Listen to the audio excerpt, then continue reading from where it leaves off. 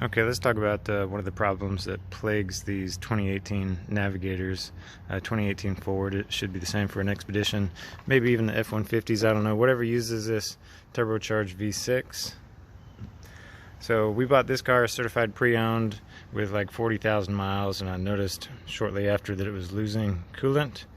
We had that looked into a couple of times. Only recently, about 58,000 miles, they said, oh, looks like you need a couple of heater hoses. That's going to be $850. I did not know what to do with that number, so we brought it home. A couple days later, it just barfed coolant everywhere.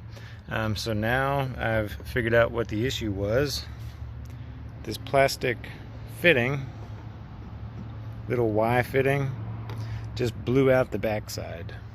So it's just like this one. It was just positioned right behind it, nearer the firewall. I don't know if it just got too hot or what the deal was, or if it got an air pocket in there, but it blew out the backside, and it had been leaking, I think, through these crimps. It's got these aluminum crimps that these were splitting. So you can see there's a crack right there.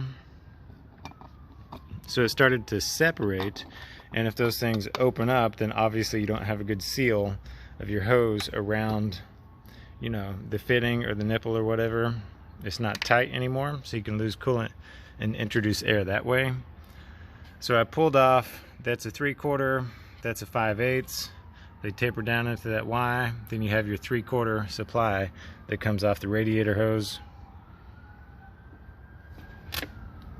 But they use several different hose crimping techniques.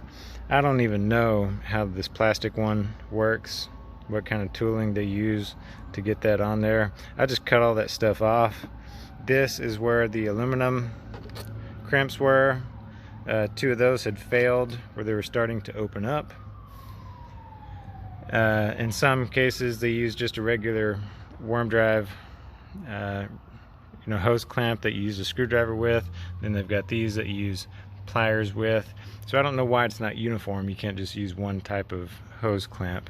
But anyways, I was able to pick things apart and save all these fittings, which you can get these off the shelf at the auto parts store.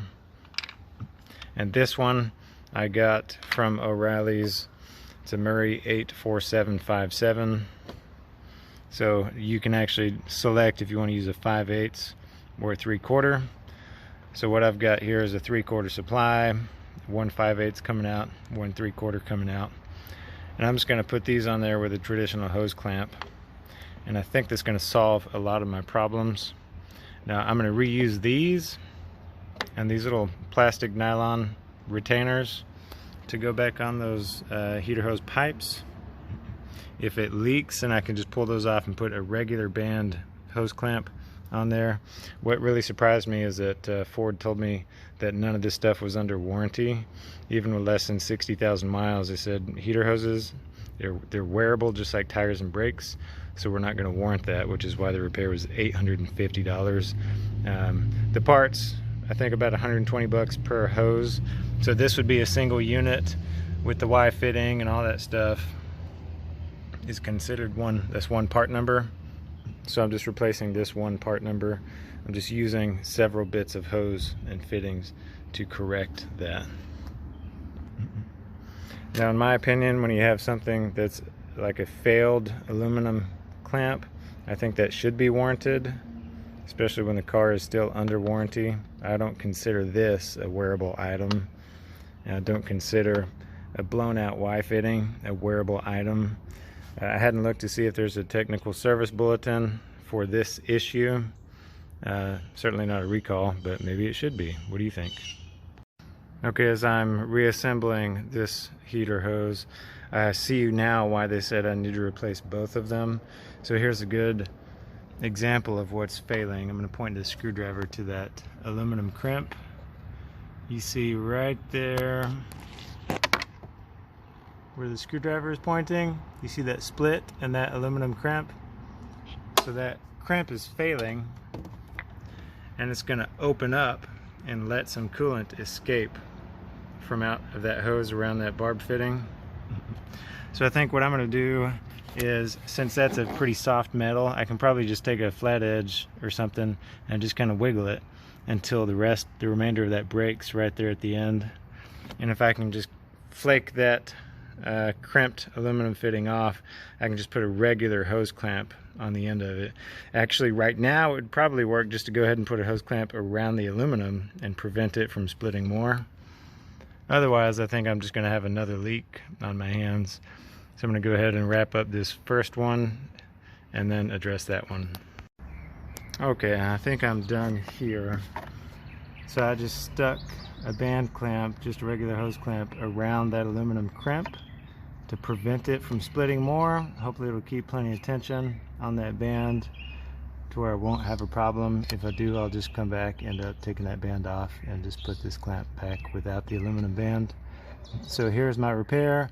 I've got the factory fitting going into a 3/4 with a regular hose clamp, and then right behind it there's a 5/8 factory fitting with a clamp and 5/8 hose coming into this Y fitting with traditional hose clamps. And it's routed differently from the factory. It was shoved back behind this one and right up on the motor, which is why it had all this insulation on there, keep it from getting too hot. Now I've just got it kind of pinched between these intake tubes, and it goes down here and snakes under back into the factory fitting, into this radiator hose T. And I went ahead and put a regular hose clamp on that radiator hose because it's a real bear to try and get this guy on and off with that limited space. So I'm going to fill her up and make sure there's no leaks. Now I've driven the car around, run it, got a top rating temperature. My heater hose solution worked. There's no leaks on it, but then I saw some drip coming out from the floor behind the front passenger tire. You can see there's a little bit of dried coolant. It is indeed coolant, and it was getting the frame rail wet.